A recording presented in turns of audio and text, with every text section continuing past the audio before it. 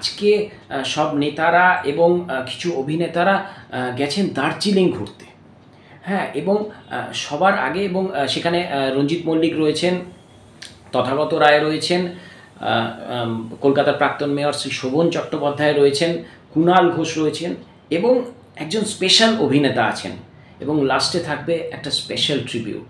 তো প্রথমে রঞ্জিত মল্লিক বলছেন, আমার ভীষণ ভালো লাগছে, আমরা সকলে মিলে আজকে দার্জিলিং ঘুরতে গেছি।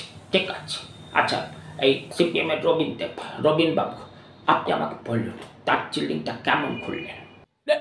এটা হচ্ছে, আমি তো প্রথমে ওই দার্জিলিংয়ে টয় ট্রেনে উঠেছিলাম, ঠিক আছে। এবার টয় ট্রেনে আমার ইচ্ছা ছিল, টয় ট্রেনটা যাচ্ছিল এবং আমার ইচ্ছা ছিল টয় ট্রেনের ওইটা হচ্ছে রানিং অবস্থায় ওই ছাদে উঠে একটা ছাইয়া করবো আর একটা ছবি তুলবো। হ্যাঁ, কিন্তু ওই যেই ছাদে উঠেছি টয় ট্রেনটা বন্ধ হয়ে গেল। টয় ট্রেন চলতে চলতে বন্ধ হয়ে গেল কেন? এটা হচ্ছে ওর দম শেষ হয়ে গেছিলো, ব্যাটারিতে চলে তো, দম শেষ হয়ে গেছিলো। হ্যাঁ, ওই দম দিতে হয় আবার। যাই হোক, আমি ওই অবস্থাতেই ওই ছাদে উঠে ছাইয়া করলাম আর ওই হ্যান্ডেলে পোস্ট করে দিলাম।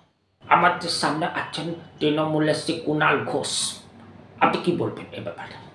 এখন বিষয়টা হচ্ছে রবীন দেব এবং তার দলবল সিপিএম, যারা এককালে কম্পিউটার আসতে দেয়নি, তারা এখন হ্যান্ডেল করছেন, মানে হ্যান্ডেলে পোস্ট করছেন।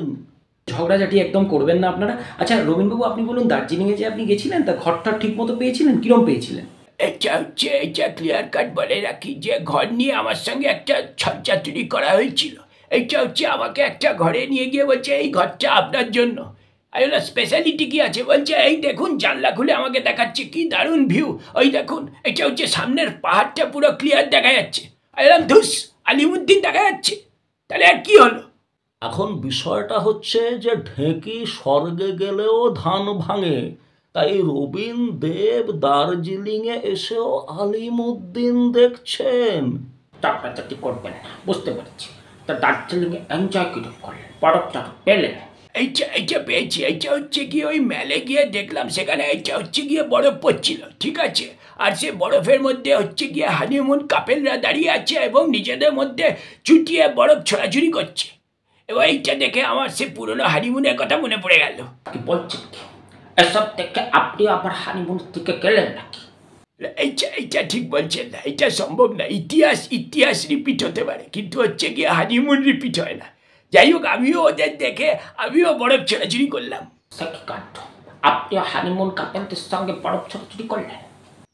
আরে না, আমি আর কুণাল ঘোষ বরফ ছোড়াছুড়ি করলাম না। তবে এইটা ওই হানিমুন কাপেলদের দেখলাম একে অপরকে বরফ ছুটছে, এইটা হচ্ছে ভালো লাগলো। এবং ওরা একে অপরকে এমন এমন জায়গায় বরফ ছুটছে যে বরফ হচ্ছে গিয়ে কোনোদিন ভাবেনি যে এইসব জায়গায় সে যেতে পারে। এইটা দেখে ভালো লাগলো। এবং এক এক সময় এক একটা হানিমুন কাপেল একে অপরকে সার্জিক্যাল স্ট্রাইক করছে, বোঝা যাচ্ছে না, পেছন থেকে এসে ঘাড়ের পেছনে সার্জিক্যাল স্ট্রাইক করছে। ভালো লাগছে, দেখে ভালো লাগছে।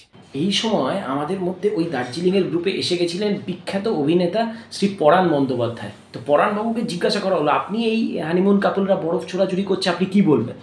বিউটিফুল, ভীষণ ভালো, দারুণ এনজয় করছে। ভালো করে এনজয় কর, এই তো ইয়াং জেনারেশান, ভালো করে এনজয় কর, একে অপরকে বরফ ছোড়। টার্গেটটা ঠিক কর যাতে মনেও ভাগরও লজ্জা পায়, এমনভাবে তোরা টার্গেট কর। বিউটিফুল, নিজেদের মধ্যে খেয়াল, এনজয় কর। আল্লাহ বেশ, চালিয়ে যাও, এই তো চাই। এখন বিষয়টা হচ্ছে কি কালচার, এ কি সংস্কৃতি? বিজেপি জবাব দাও। আচ্ছা রবীনবাবু, আর কি কোথায় ঘুরলেন? শেষমেশ কাঞ্চনজঙ্ঘা দেখলেন? হ্যাঁ, আমি তো কাঞ্চনজঙ্ঘার সামনে গেছিলাম। এইটা হচ্ছে আমার তো খুব ইচ্ছা ছিল কাঞ্চনজঙ্ঘার ছাদে উঠবো। হ্যাঁ, কিন্তু এইটা আমাকে তো উঠতে দিল না।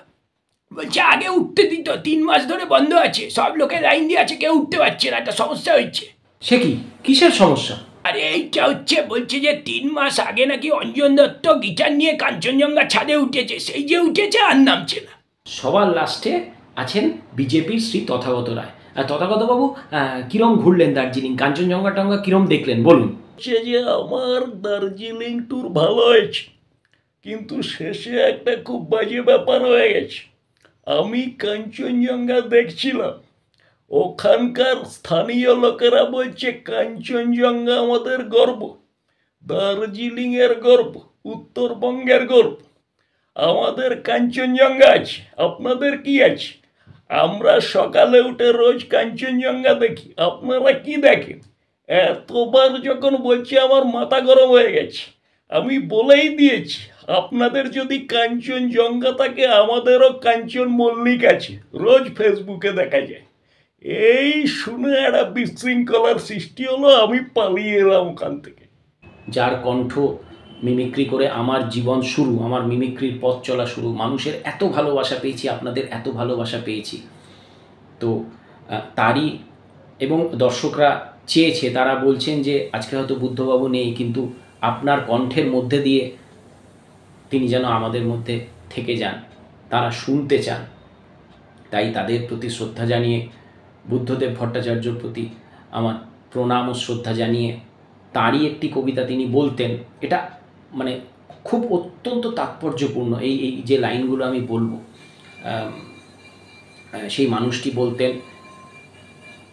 তার মতো করে, আবার তারই কবিতার কিছু অংশ তিনি যেটা বলতেন একটু আপনাদের সামনে শোনাচ্ছি।